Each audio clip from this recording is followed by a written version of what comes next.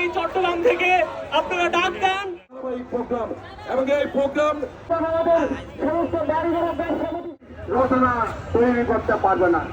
আমি আপনাদের শুভেচ্ছা কামনা করতেছি। এখনো পর্যন্ত আমরা কোন ঘোষণা সরকারের রাষ্ট্রের পক্ষ থেকে পাই নাই। সেটি হচ্ছে আমাদের জন্য